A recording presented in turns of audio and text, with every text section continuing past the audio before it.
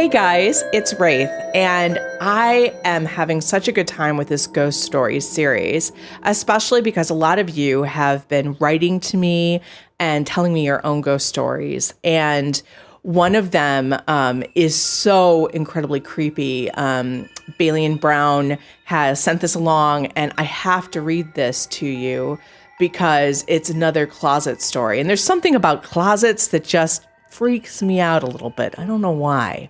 So anyway, here we go, right into it. So I thought I might share another one of my ghost stories. Just listen to the most recent one posted on YouTube. It gave me the creeps, and it also reminded me of a closet story of my own. Growing up, I lived with my grandparents. My bedroom was on the second floor of the house with a window facing west. At the end of our driveway was a street light. My bed was placed directly against the westward wall horizontally. At the foot of my bed was a sliding door closet, but also the window. When I was little, my grandmother or grandfather would come into the room and crack the blinds just enough to let the light from the streetlight shine in across the foot of my bed and directly onto the door of the closet. They would also always make sure the doors were slid closed. I never questioned it, so it eventually became a habit that I formed myself, mostly due to the fact that it was something I was used to when preparing for sleep. So if the light wasn't there or the door wasn't closed, it threw my whole sleep rhythm off. I was 11. My grandfather had just committed suicide. My grandmother had a mental and emotional breakdown, remarried, and moved away to New York. I was in the same house, simply it was now my aunt and uncle's. I remember going to bed that night feeling particularly exhausted. It felt like someone was leading me through motions as I got ready for bed. But just as I always did, I cracked open the blinds to let the light from the streetlight shine into the room and closed the sliding door before I went to sleep. I went to bed, and before I went to bed, I thought that for a moment I saw someone standing in the mirror. I paid it no mind and went to sleep. I woke up later that night. It wasn't a slow wake up either. I jolted awake.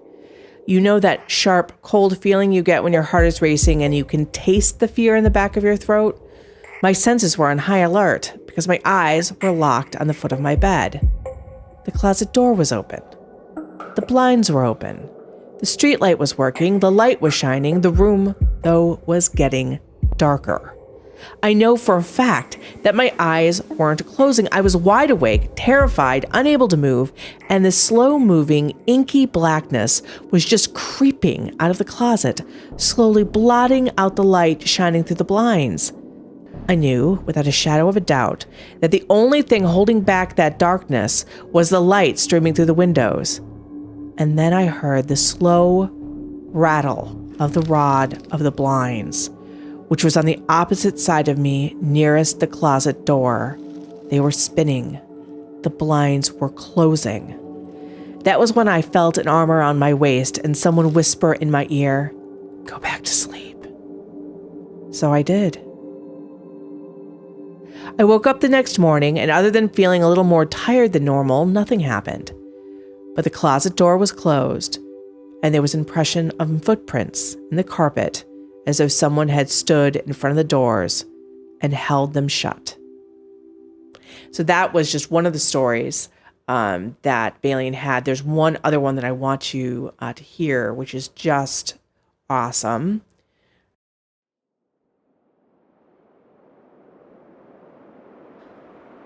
I grew up in Nebraska, Tornado Alley. It was back in 1997. I was at my grandparents' house. I'd been playing outside in the backyard when suddenly everything went utterly silent. There's nothing quite like the stillness that precedes a tornado. The whole world comes to a stop. The winds don't blow. The leaves in the trees don't rustle. No insects or birds chirp. Then the sirens started blaring. I more or less acted out of instinct and started running to the house, doing the first thing everyone who lives in Tornado Alley is taught: go to the basement. My first thoughts were that my grandpa and grandma would be there too. When I went into the basement, the lights weren't coming on. I didn't think anything of it. If something was broken or not working, my grandpa would fix it. He always did. Where was the power box? In the basement. So I went downstairs, all 13 steps. That's when I started hearing the dripping. In some old basements built way back when, there's a drainage pit located in the corner. These pits have a drain that connects directly to a small pipe that leads to the sewers. So the dripping sound, at least to my 6-year-old mind, wasn't something abnormal. It didn't explain why it was so cold, though. Tornado season is usually in warm weather, so I tried tugging on one of the overhead light chains to get some light downstairs, more than was streaming through the little slits for windows. No luck. I called out for my grandpa.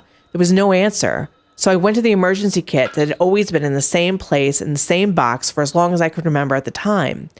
It was close to the drain pit, the lowest spot in the basement. As I drew closer, the dripping continued and the air seemed to grow colder. I found the box, pulled out the flashlight, and switched it on. A couple of things happened then that I still don't clearly remember. If you've ever heard a tornado, it sounds like an oncoming freight train. All other sound is drowned out by it. Well, that started in the distance. My senses sort of zeroed in on that sound, and I couldn't hear anything else. In the back of my mind, I kind of knew it was still far away. The next thing that happened is that the light of the flashlight shone directly into the drainage pit. I'll never forget what I saw there. It was skeletal in appearance, somewhat translucent too. There was no lower half to its body, and the torso was all pasty white with flesh that was blanched and mottled. It was wet.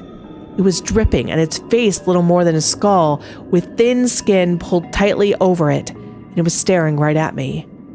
It didn't have eyes, just empty black pits where the sockets were. But even at 6 years old, I knew it had somehow seen me, and it was seeing me, and that was a bad thing. I didn't scream, I didn't run, I didn't even move. I just stood there, staring at it. Whether I blinked or it just moved, I don't really know, but from one second to the next, it was just in front of me, plain as day and only a few inches from my body. It started reaching for me. The hand was more like a claw, and in the back of my head, I knew I should move, but I couldn't.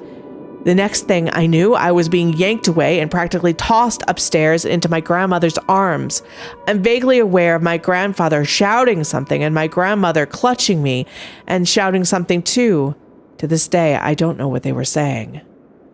After that, my grandmother had a dream catcher made for me and said I needed to sleep with it until I was forgotten. When I asked her why and what she meant, she just said that I'd been seen, and that was a bad thing. So my goodness, I have to admit, when I read both of these, I had chills down my spine. I hope you do too. This is quite something. Again, keep sending in your own stories. You can email them to me or you can put them in the comments.